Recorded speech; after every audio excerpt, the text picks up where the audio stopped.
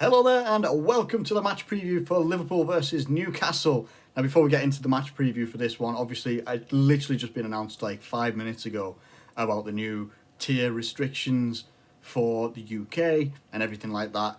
Where I'm at, we've just been put into tier 4, or we will be put into tier 4 anyway by like midnight or something like that. So we're basically back into when I was furloughed in the summer. I think Liverpool's just been put into tier 3, so fans won't be able to attend the game. We don't know for how long this is going to go on for, and everything like that. But it's also something that a lot of us should have seen coming, and I did see coming. You know, I'm not saying like I'm any expert on this whole situation, pandemic and everything like that, but it was quite clear doing the whole you can mingle with your family and stuff like that at Christmas, and obviously some places got restricted from that in the end, like down south especially. It was always going to be a reaction. It's the same sort of reaction we had when they did the whole eat out to help out thing in August. There was a reaction. As soon as that ended, bam, we essentially got put into harsher restrictions again. Same sort of thing has happened again, and this will continue to keep happening. So it's something that we actually have to adjust to and get used to happening. Now, that being said, I certainly hope that whatever you managed to do on Christmas or at Christmas, however you spent it, I certainly hope that it managed to be an okay day at least, if not a pretty good day in some respect anyway. Now, we're going to move on, and I'm going to talk just a brief little bit about the West Brom game against Liverpool, 1-1. It was crap. Now we're moving on to Liverpool versus Newcastle. So, we lost Joel Matip in that game as well. We lost him to a groin injury, which people thought he was just being like banter Joel Matip, grabbing his nuts and stuff like that. And it's like, no. It quite clearly was in some degree of pain. I don't imagine that he's going to be playing in this game, and Klopp has hinted at the fact that Thiago won't play against Newcastle. From what I've seen of Newcastle, it's going to be a similar sort of game to West Brom, with perhaps a slightly less hard-working team to West Brom. And I don't mean that disrespectfully to Newcastle, it's just from what I've seen. A lot of Newcastle's games and results seem to be built on the frailties of some other teams that they come against. So when they get a positive result, it seems to be because the other teams made mistakes.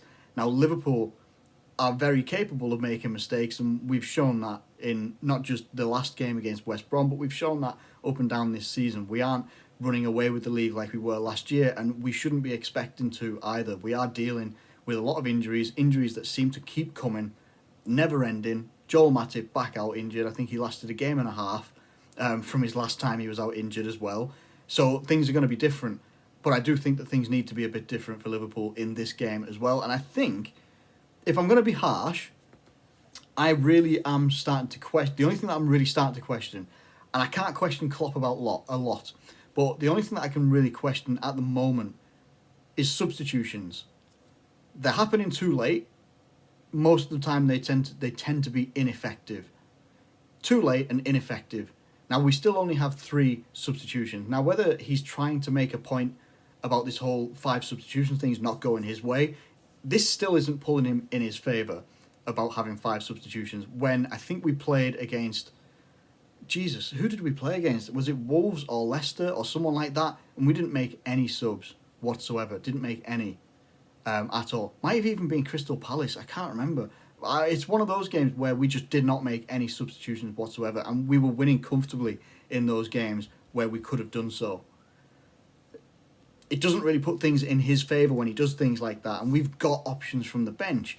Like, we've suffered for so many games this season not having the options that we wanted because of injuries, but now we're starting to get players back, like Shaqiri, like Alex Oxlade-Chamberlain. Got other players that are in from the bench as well. Even Naby Keita, all right, he's not in the best of form at the moment, you know, and he will work his way back into the team. But there's options from the bench to change things, to change the system, to change just how you're going to go and attack or control teams, how you're going to penetrate an opposition team. There's options there to do it, and at the moment he's not taking it.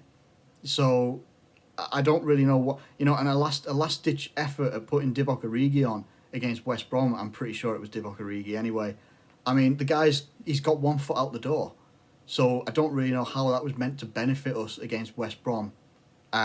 We are still currently top of the table, just because we will be a game ahead of the likes of Man United and Everton once we play. they've still got a game in hand to play, and I think so have Man City, if not 2 games now, because of postponements as well. The Tottenham game has been postponed tonight as well, so that's been postponed because of a breakout at Fulham of the coronavirus as well. We don't know how many games are going to get postponed. I think Everton, Man City got postponed as well. So look, these guys are all on our tails, and I've said it a couple of weeks ago, or maybe even a couple of months ago, that Liverpool will be in a top 4 race this season. The fact that we're top of the table right now is great. It's fantastic. It's great, and it is awesome to see how hard this current set of players have worked and how well they've done and coping with all the injuries and everything like that and all the different personnel coming into the team. But if they want to sustain staying top of this league, then they have to be able to find ways of playing, and that also comes down to the players. That second half against West Brom was absolutely not good enough whatsoever. The work rate wasn't there that is usually there. The effort didn't seem to be there, and I can never really question players' effort, but it just wasn't there. Sometimes we were caught as if we were strolling, like we were in second gear, like we were playing in slow motion, like we were having internet lag playing against West Brom, and they were just literally constant pressure all the time, high pressure up the field, and eventually they got their reward. They got their reward. They got their 1 goal.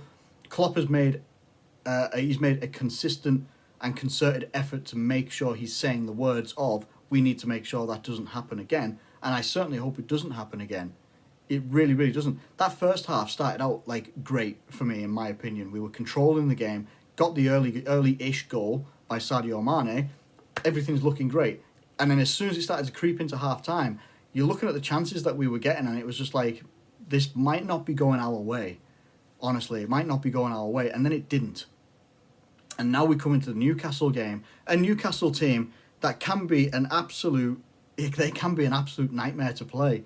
They really can, because they will sit back. The fact that the predicted lineup for Newcastle here has them in a 5-4-1, you know straight away how Steve Bruce is going to want to set his team up. He's going to want to do exactly maybe a slightly less effective way of Sam Allardyce doing it with West Brom. Steve Bruce is going to want to do it to us. He's going to want to set those 9 players behind the ball as much as possible and try and hit us on the counter with the likes of a Callum Wilson, an Almiron, someone like that. I don't think they've got... Yeah, Saint Maximin is still apparently ruled out for injury, so he won't be available. Thank God. Oh my God. Because he's another one on the counter. He's a very dangerous player, very tricky player.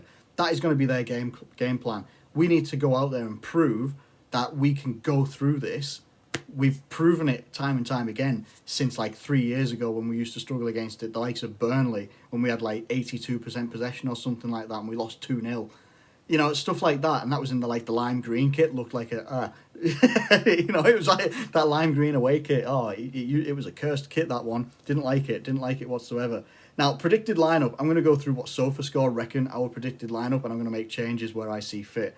Alisson, Trent Alexander-Arnold, Reece Williams, Fabinho, Andy Robertson, Alex Oxlade-Chamberlain, Jordan Henderson, Gini Wijnaldum, Sadio Mane, Firmino, Salah. For me, I think it'll be Nat Phillips and Fabinho.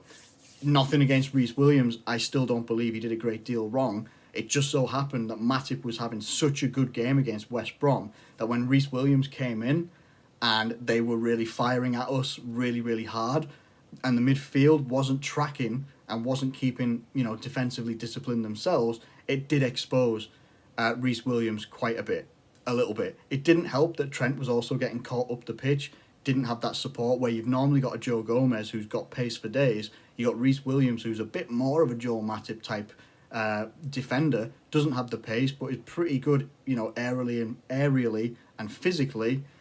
Didn't have that sort of cover there, got caught out as well. But that was, for me, a team collective responsibility of not just covering for Reece Williams, but helping the whole team out as a whole entire unit. That's where we fell down in that one, in my opinion. The other option that you've got here is you could do a Reece Williams-Nat Phillips partnership. I don't think so, though, because I think Fabinho's been so good at centre-back. Having a partner like Nat Phillips, I think he's not getting the opportunities that he deserves. Whenever he's played for Liverpool, he's been fantastic and exceptional. And then to have the option of Reece Williams from the bench as well, that's pretty good in my opinion. Let me know what you think. Other than that, I think the back line stays the same. getting Oxlade-Chamberlain involved for me is going to be key. His driving runs in through midfield could really help us out. Could really help us carry that ball forward and break through the lines of a stubborn Newcastle whole team. I'm not even saying defence. It's going to be a whole team that's going to be behind the ball pretty much, apart from a striker as an outlet. So getting Oxlade-Chamberlain on the ball, getting him back fit and firing on the ball, driving through midfield, I think that could be really good for us. The only other change I might make here, Henderson stays in, Gini Wijnaldum comes out for Naby Keita, only because I think that the way that Naby Keita can control and run with the ball can also help us find ways through Newcastle's stubborn midfield and defence. However, if Wijnaldum gets picked, I'm totally for it. He's absolutely not a problem whatsoever. I just think that if we're looking for creativity and guile, that's how we're going to find it with Naby Keita, Oxlade-Chamberlain and Henderson probably doing a lot of dog work. If we're being honest, he's going to be doing a lot of running, a lot of tackling, a lot of harrying as well. The front three don't really have a problem with it. Obviously, we would be in a better place to switch things around if we still had Jota fit, who hopefully won't be too far away. Maybe another 4 weeks or something like that. Seems like a long time because it is, and there's a lot of games in between then. But having Bobby Firmino, Sadio Mane, Mohamed Salah, these guys are world-class professionals. They're world-class footballers, and I do believe that they will be able to make a difference in this game, because the only other options that you've really got is Minamino, who I think can be a fantastic option and played well against Crystal Palace as well, and hasn't retained a place at all since then. Played really well in that game and hasn't featured since. What do I know? And Bobby Firmino is brilliant as well. Divock Origi is the question mark, because it looks like he's got one foot out the door with deleting all of his LFC affiliations on his social media and such like that. To see him come off the bench was questionable, because is his commitment to the club? Most likely, but it just didn't look like it when he came in and played. So when he came in to try and make a difference late on, it's been a trademark Divock Origi thing, obviously, because he comes on and he sometimes scores some vital goals, but maybe that time is over and we need to be giving opportunities to other players. Let me know what you think in the comments below. Other options that we've got that you could go with is the likes of Curtis Jones in midfield, but I think that we need a little bit more grit in midfield than that, and I think we need a little bit more toughness, and I think that Curtis Jones is a brilliant player, still a young player as well. I'd like to see Alex Oxlade-Chamberlain getting his chance in midfield as well, and Gini Wijnaldum or Naby Keita, either of those guys. Just think that they've just got so much more experience than Curtis Jones at the moment to get us through a game against Newcastle United. I think we just need that as well. I think we need those guys there. And make no mistake, having Curtis Jones as an option from the bench is very, very decent as well. I'm a big fan of that. It's about having options from the bench.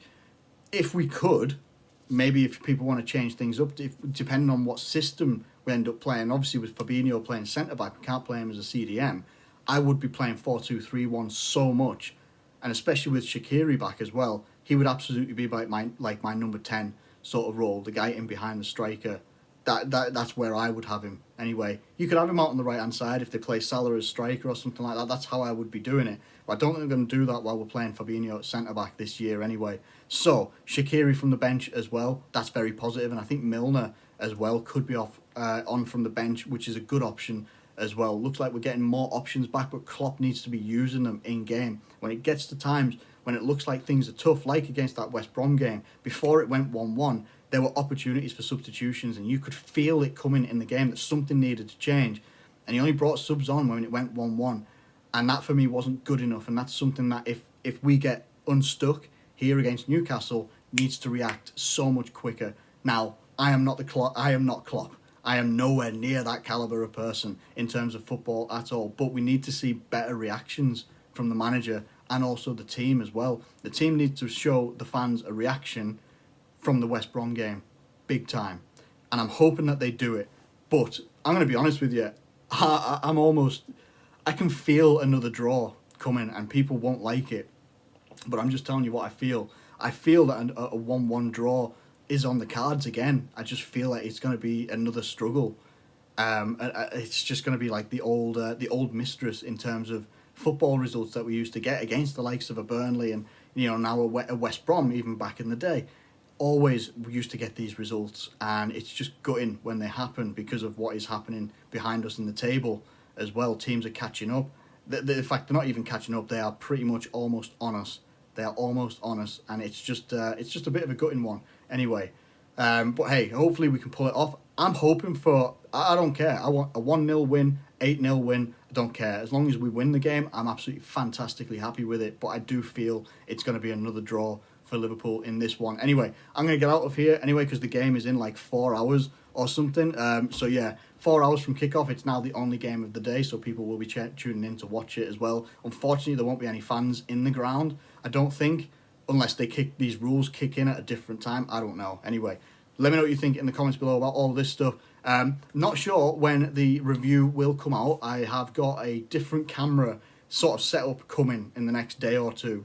And I'm hoping that I can use that. If not, it'll just be on, because I record this on my iPad. This is just the front-facing camera of my iPad. So yeah, hopefully it's going to be a little bit better, look a little bit better as well. But yeah, I'll get the review out as soon as I can, whenever I can anyway. But thank you ever so much for watching this video. If you have enjoyed it, please do like it and subscribe if you're new around here. Thank you once again. I love your support and I thank every single one of you for it. Do take care, and I'll catch you later.